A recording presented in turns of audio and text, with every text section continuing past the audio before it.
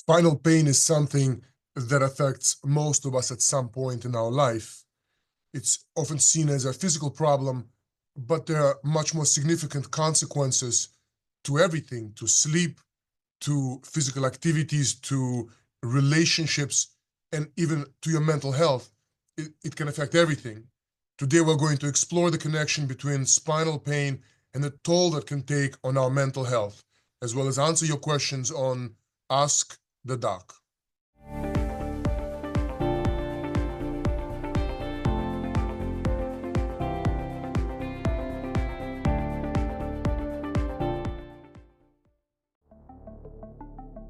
Send in your questions to questions@allhealthtv.com or AllHealthGo on Facebook or YouTube, or visit the Ask the Doc page on our website, allhealthtv.com.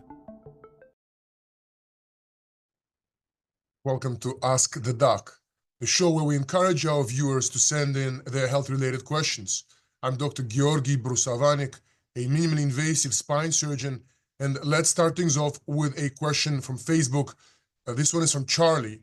Charlie asks, "Hey Doc, my buddy Jake hurt his back playing hoops not too long ago and was diagnosed with something called spondy something or other. I noticed that he's been a little bit moody lately. Could there be a correlation between his back pain and his demeanor?" Charlie, sorry to hear about your friend. Spondylolisthesis, that's probably what your buddy was referring to. It's like many disorders, it can be extremely painful. So if your body is not getting better and it's affecting his quality of life, I wouldn't be surprised that he's going to change in terms of his mood and his demeanor. I can only tell you from my personal example that after like 3 or 4 days of pain, I was ready to throw myself out the window, figuratively. And I ended up getting an injection and getting treated right away. But a lot of my patients, when they come in, I ask them, when was the last time you remember a day without pain? They say they don't remember. Sometimes you'll see young moms break into tears because years, wasted in pain. So it'd be good to encourage your body to get an MRI and figure out why he's hurting. I appreciate the question, Charlie. Our next question comes to us from Maureen, who reached out on YouTube. Maureen's question is, "Dr. Brusovanik, my husband was playing with our granddaughter, Summer, recently and hurt his back. He says it's not bad enough for him to go to the doctor, but I see him wince occasionally when he's walking or even sitting down. He's also been a little withdrawn since the incident, so he needs to get this checked out, right?" Right. Maureen, if your husband's in pain, like he says, it can absolutely affect his emotional well-being. There's a concern because when patients don't know what they have, they get some element of anxiety about their pain. You're wondering, is this something that's going to continue forever? Is this something that is dangerous? And that adds to the problem as well. So maybe your husband is concerned about being able to provide for his family, or he's just worried about having to live in pain, having difficulty lifting his kids. So yeah, definitely get it checked out. Talk to a doc, get some proper imaging. Make sure a doctor who listens to your story in detail and makes you feel like he or she knows what he's talking about. Vanessa has also reached out to us on our YouTube page. And her question is, "Hi, Dr. B. What are some early signs that spinal pain may be negatively affecting a person's mental health?" I think being withdrawn, Vanessa, that's a great question. By the way, and thank you for reaching out. I think being withdrawn is a common issue because pain in your back, it's not visible. There are no obvious signs. Yet somehow you're having a conversation with someone at the dinner table and you can't sit still because your back keeps reminding you, because your legs are tingling. Somebody who is having a conversation with you while you're having searing neck pain, it's hard to focus. So there are some pretty well-described effects of pain on mental health. So, depression, anxiety, obviously, it makes sense. Ongoing pain can be overwhelming and can lead to hopelessness. You can have a negative effect on daily activities. Something as simple as brushing your teeth can be a chore if you have to lean on the sink. Patients often say that they get awakened at night with radiculopathy or sciatica. So sleep is affected. If you don't sleep, it's obvious that you're not going to be that same old tolerant self. So there's anger, there's frustration, impacting one's mood as well. Overall quality of life is going to go down with any kind of acute or chronic illness. And back pain, even though there's no sniffles and there's no cough, can impact every step of the way. The back is always active. In case you missed it the first time, here's another opportunity to find out where to send in your questions. Send in your questions to questions@allhealthtv.com or AllHealthGo on Facebook or YouTube, or visit the Ask the Doc page on our website, allhealthtv.com. Paolo asks via our very own website, allhealthtv.com. Hola, Dr. Brew. I've been having serious pain in my lower back. I slipped during a recent thunderstorm and fell on minalga, my butt.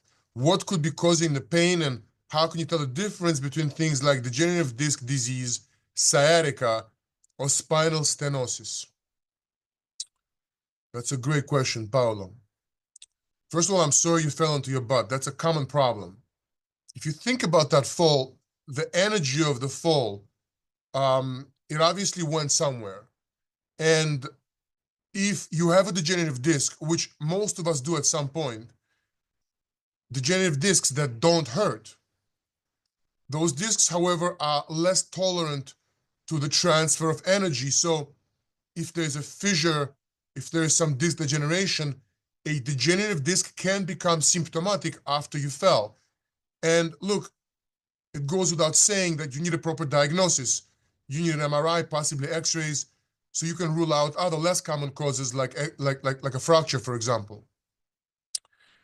In differentiating these terms, degenerative disc disease, sciatica, and spinal stenosis, I think sometimes we forget about the patient.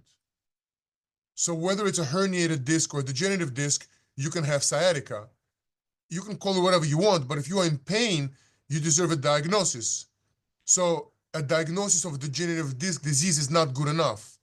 You need to know exactly which disc is causing the problem to have a good chance of fixing the problem. So one of the things that I do as a spine surgeon, when someone comes in with back pain, I examine them, I talk to them, I get an MRI, and then I look which disc corresponds to the problem that the patient's talking about. Now, you also asked about sciatica. Sciatica is just nerve pain going down your thighs, your legs. You can even have quote-unquote sciatica in your upper extremities with searing pain going from under the shoulder blade down to the arms.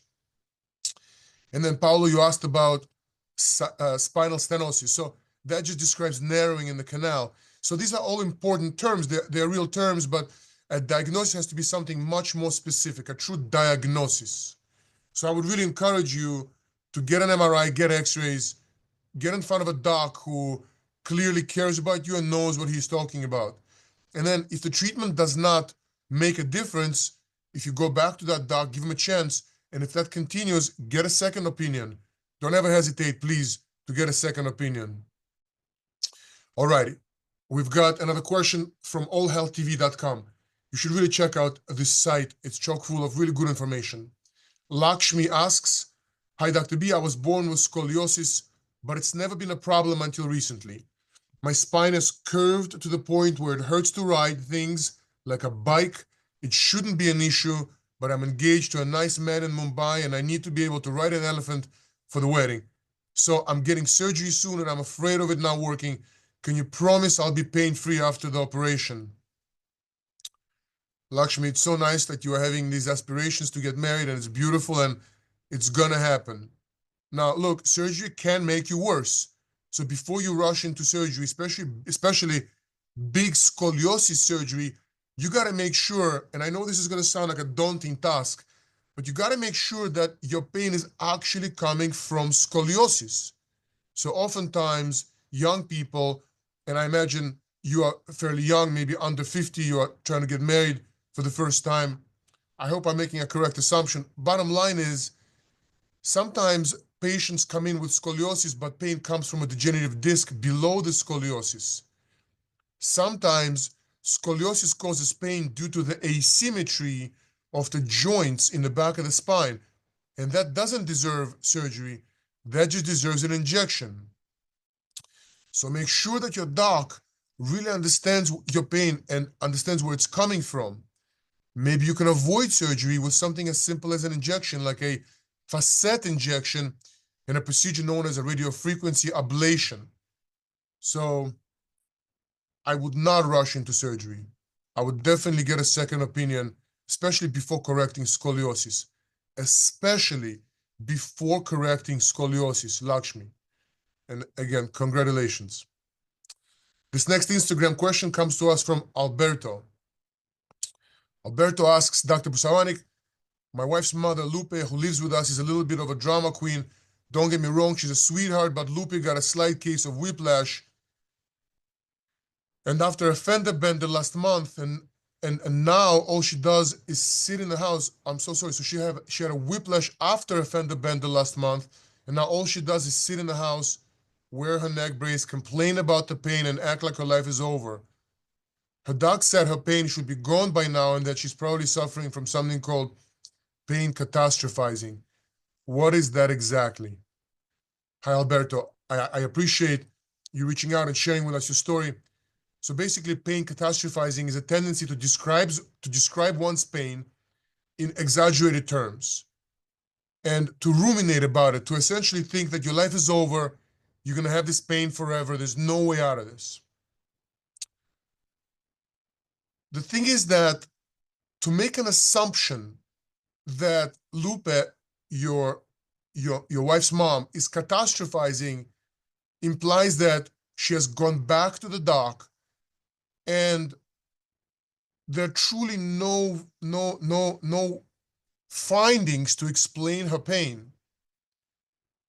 I oftentimes see people who are labeled as hysterical or who are given a chronic disease diagnosis with no cure, like fibromyalgia, and their pain just gets ignored.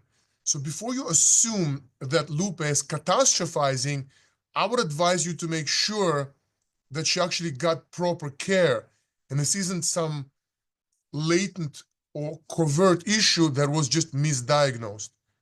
I hope this helps you. If you've got questions, we've got answers. And just in case you missed it the first couple of times, here's yet another chance to find out where to send in your questions. Send in your questions to questions@allhealthtv.com or AllHealthGo on Facebook or YouTube, or visit the Ask the Doc page on our website, allhealthtv.com.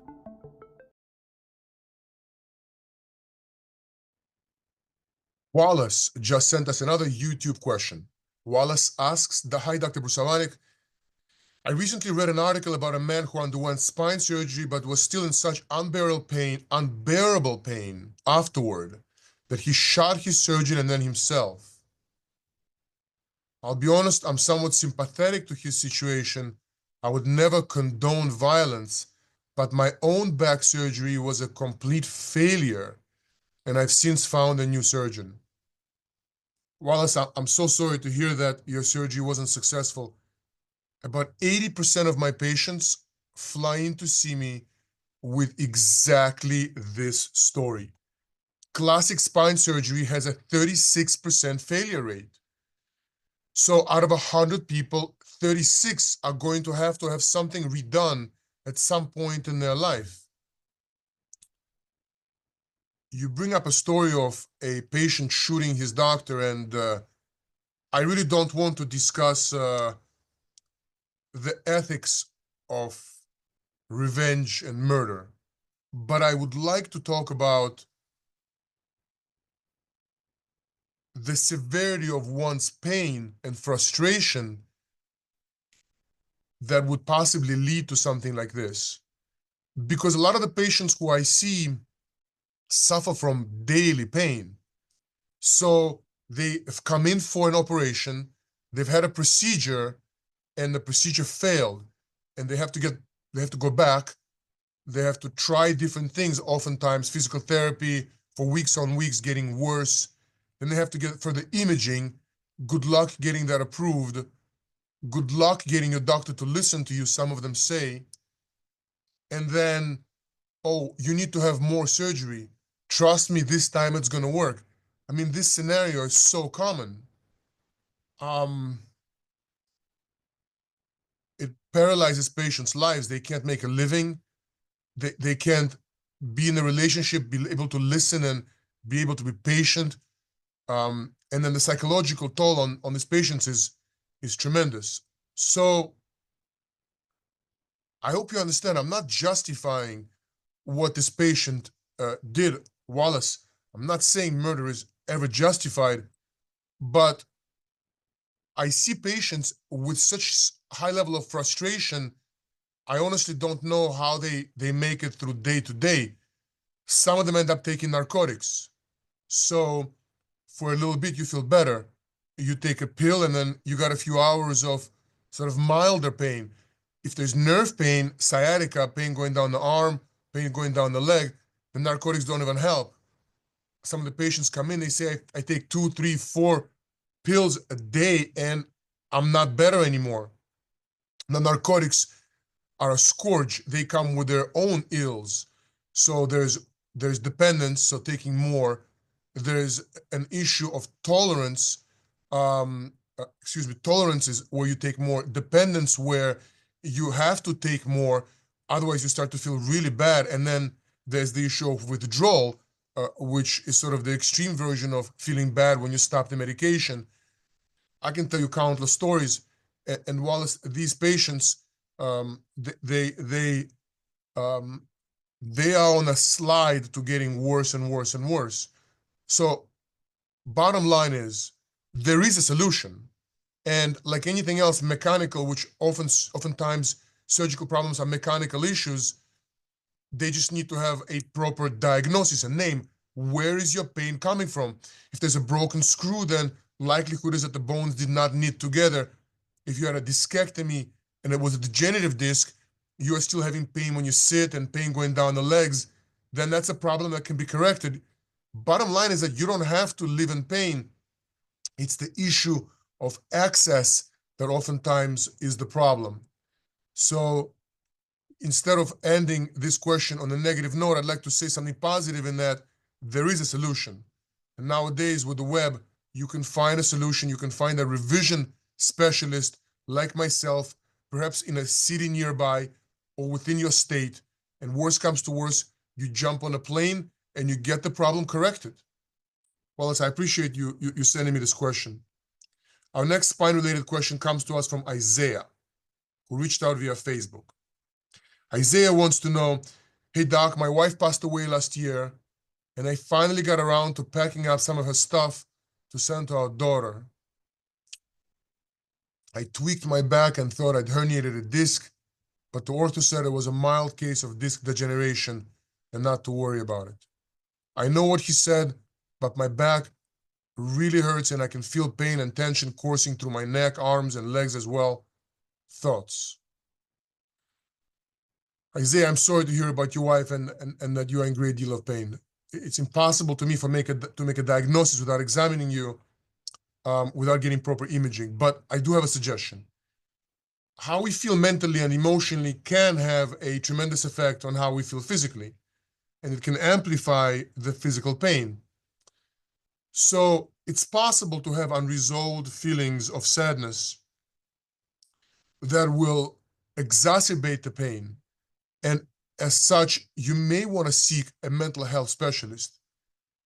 But pain is usually described as subjective, yet in my world, pain is 99% coming from an objective source.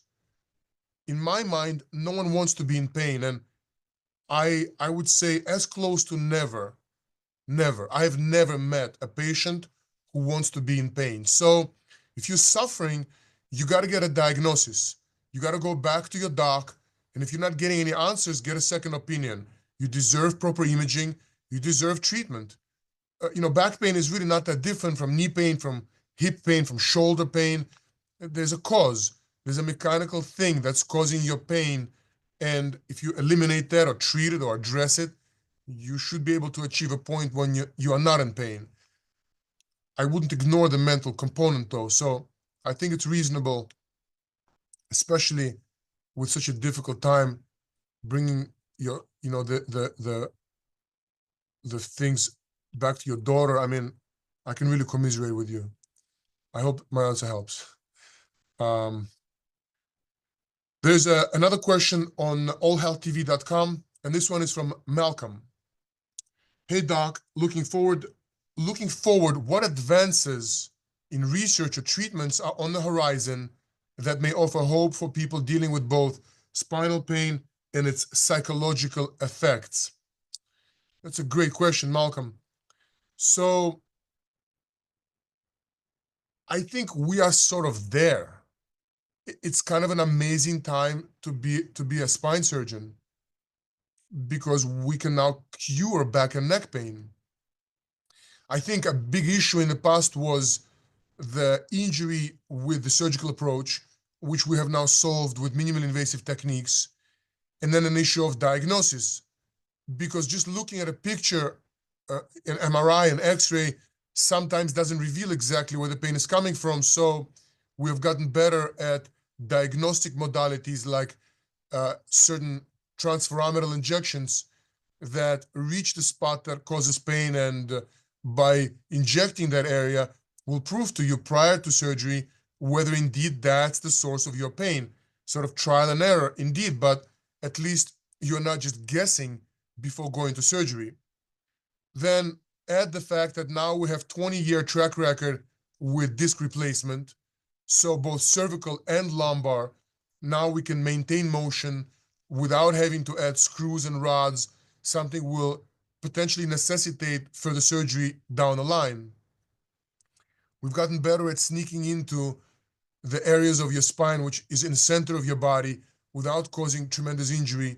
And we are able to shorten recovery time for surgery to significantly less time, as in sometimes days. Patients wake up and usually say that their pain is gone. So looking forward, advances in artificial intelligence are going to make a difference. Robotics are going to make a difference more so than now, because now robotics are really just used for placement of instrumentation. But like with knee replacement, soon we'll be able to really use robotics for much more advanced techniques, like operating behind a corner, operating in areas that can't be visualized without significant morbidity to the patient. It's a great question. I appreciate it, Malcolm. Audrey, via YouTube. Hi, Dr. Brusovanik. What are the most common causes of spinal pain, and do you always need to use MRIs and X-rays to diagnose them? So, Audrey, that's a good question. So the most common causes of pain in your back and neck are probably from degenerative discs.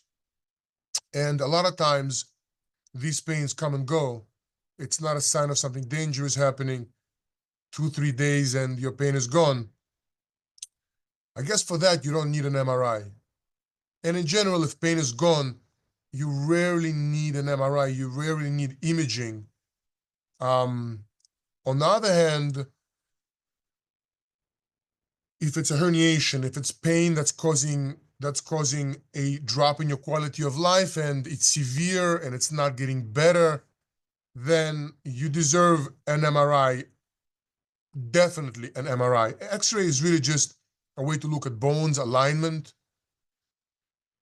You can diagnose a fracture with an X-ray, but having a normal X-ray, which is so often the case for patients in pain, it doesn't mean that there is nothing wrong, because you're not seeing soft tissues, you're not really seeing discs.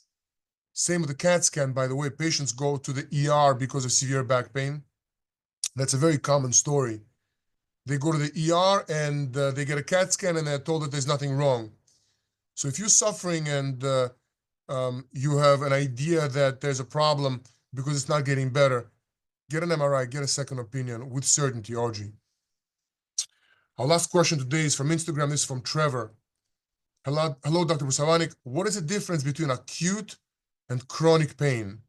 And then can they have a significant effect on someone's mental health? Absolutely, Trevor. Look, some patients come in with nerve pain, and when I had this pain for like 3-4 days, I wasn't myself. Like, it was hard to have a conversation. It was hard to listen. Like, my comprehension was off. If you have acute pain, which is, let's say, something less than 6 weeks, but it's severe enough, it can drive you mad. Chronic pain, without a doubt, will have an impact on one's mental health. If you have pain every single day of your life, all I can say is you need a diagnosis. These have been really meaningful questions. I think a lot of patients who tune in can relate to questions about acute and chronic pain specifically. And all I can tell you is just good news. You don't have to keep suffering. There are treatments, and these treatments have a certain predictable good effect. And if you're doing something for months and months on end and it's not getting better, get a second opinion. Tune in next time to Ask the Doc. And thank you for your questions. Send in your questions to questions@allhealthtv.com or AllHealthGo on Facebook or YouTube, or visit the Ask the Doc page on our website, allhealthtv.com.